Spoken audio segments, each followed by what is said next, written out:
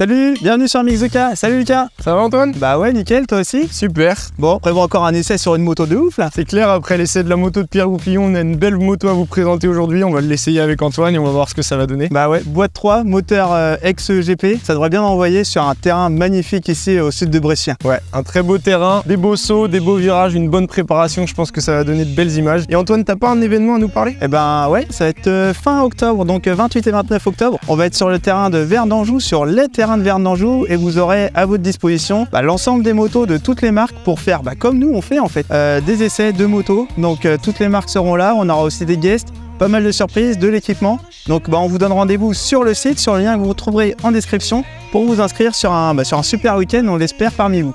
Bon, et ben, il n'y a plus qu'à rouler là parce qu'on a du taf à faire aujourd'hui. Allez, let's go.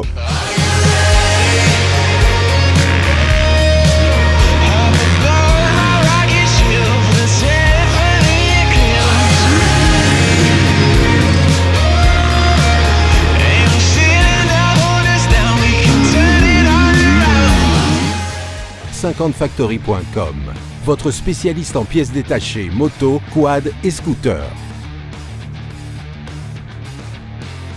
Alors, on est avec Dylan de 4.50 Parts qui nous fait l'amitié d'essayer cette moto qui est folle. Et justement, explique-nous la particularité, c'est le moteur. Et après, toutes les pièces annexes que tu as mis autour, parle-nous-en un peu. Là, vous voyez qu'elle a tourné un petit peu. La première impression, ça n'a rien à voir. Effectivement, il y a eu 5 boîtes 3 déjà.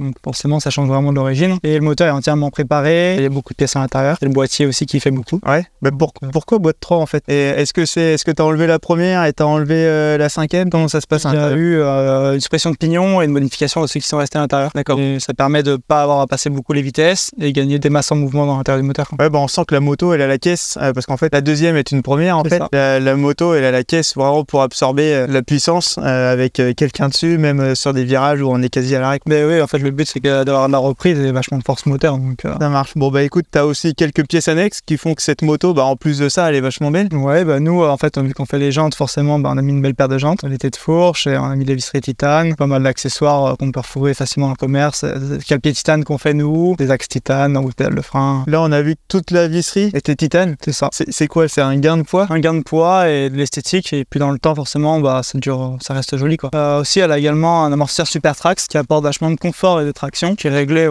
par rapport au goût du pilote, avec un petit ressort qui a été peint aux couleurs du cadre et du silencieux qu'on peut voir là. La moto par rapport à une origine, ça n'a rien à voir, juste niveau bruit. Là, on sent directement que ça souffle. Est-ce que la moto tournerait aussi bien avec une ligne FMF ou c'est juste esthétique? Après, la ligne aujourd'hui, toutes les lignes sont bonnes. Déjà, l'origine va très bien. Ligne FMF, c'est une question de look. Ça va très bien avec Husqvarna. Donc. Le moteur, là, du coup, comment tu fais pour entretenir quelque chose pareil? D'ailleurs, est-ce que tu mets de l'essence normale? Oui, on roule avec du 90 standard. Par contre, on a l'additif octane pour mettre octane et ça permet d'avoir une meilleure combustion et un peu plus de longévité sur les pièces internes. Les pistons, c'est les pistons d'origine, donc aucun problème. Après, forcément, elle prend plus de tours, c'est plus comprimé, donc faut ouvrir un peu plus souvent. C'est ce qu'on va voir en piste. Allez, à tout à l'heure. À tout à l'heure.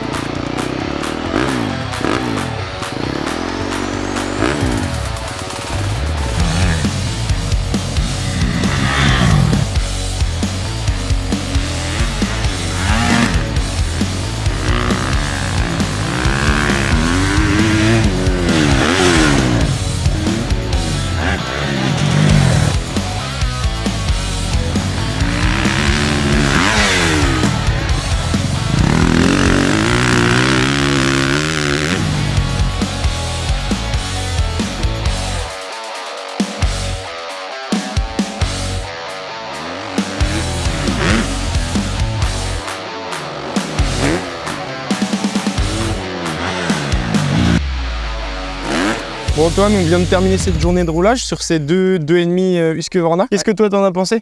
Déjà on avait un super outil pour utiliser ces deux motos. Donc là on a celle sur laquelle t'es, donc là avec le moteur du coup qui avait été utilisé en GP. Donc 3 vitesses, donc avec le boîtier qui va bien, la ligne avec, et puis du coup tous les éléments moteurs retravaillés, donc vraiment pour que ça aille vite. Et le résultat c'est que oui, ça va vite, effectivement. Donc c'est un peu perturbant parce que tous les rapports sont du coup en haut. On oscille beaucoup entre la première et la deuxième qui en fait sont la 2 et la 3. Simplement, elles sont étagées différemment. Faut vraiment l'utiliser. On a l'impression que la force elle est en bas. En fait, Dylan m'a dit non, la moto faut l'essorer le maximum possible. Et en fait, on s'aperçoit qu'elle monte dans les tours, elle monte dans les tours. Et là, c'est la partie électronique qui parle. Justement, ça sature pas. Et justement, c'est là où on peut allonger les sauts. C'est là où vraiment on peut apprécier l'agrément moteur. Par contre, c'est vrai qu'on est en sur-régime tout le temps. Et donc la moto elle est tout le temps en tension. Donc pour les suspensions, etc., ça travaille tout le temps plus rigidement. Toi, t'en as pensé quoi, Lucas? Alors moi, j'ai été assez surpris par cette moto. Déjà du fait qu'on passe toutes les vitesses, il n'y a pas de première en fait. Donc on doit tout le temps monter les vitesses, même au début quand on veut partir. On est obligé de monter la vitesse pour mettre la première vitesse. Donc ça m'a un peu perturbé. J'ai fait quelques points morts dans des virages parce que du coup, quand on veut baisser un rapport et qu'on veut mettre la première, on se retrouve au point mort. Ça t'est arrivé également, il me semble? Ouais, c'est ça. Ouais, faut faire attention parce qu'en fait, vu que les rapports sont extrêmement longs, on a l'impression qu'il faut souvent baisser et en fait, c'est vrai que si on baisse, on est au point mort. Sinon, à part ça, j'ai trouvé que c'était une moto vraiment très puissante à haut régime. On peut vraiment, comme tu le disais un peu tout à l'heure,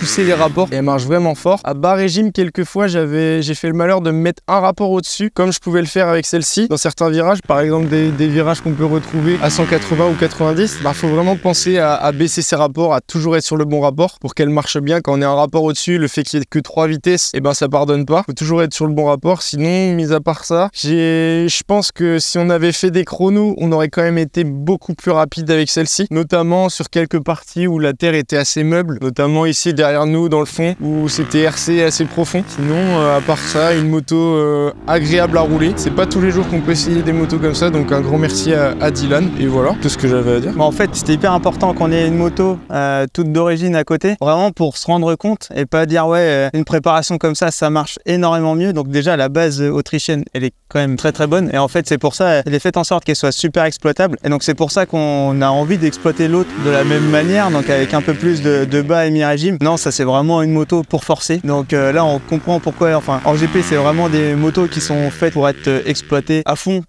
sur l'espace d'une manche. Après on a vu comme tu étais avec nous à l'essai de la moto de Pierre, pour un niveau clairement France, une moto d'origine suffit. C'est voilà, lui il avait juste une ligne qui allait bien, puis une préparation suspension. Donc là vraiment cette moto là c'est vraiment fait pour aller vite tout le temps sans se relâcher quoi. Après si on devait comparer un petit peu avec la moto de Pierre Goupillon, parce qu'on a essayé la moto de Pierre Goupillon, des motos qui sont quand même globalement assez différentes. Moi je pense que je me suis senti un peu plus à l'aise quand même sur la moto de Pierre. Toi je sais pas ce que t'en as pensé. Tout était conforme à l'origine en fait sur Pierre. Nous on a l'habitude d'essayer des motos d'origine et en fait ce qui était c'est pas déstabilisant justement, c'est la moto était très très proche de l'origine. Là du coup on est bien sûr ça reste une base autrichienne mais du coup le fait que le moteur soit complètement refondu, ça change la donne complet quoi. Bon, mais sinon, est-ce que tu t'es fait plaisir avec justement ce moteur de folie?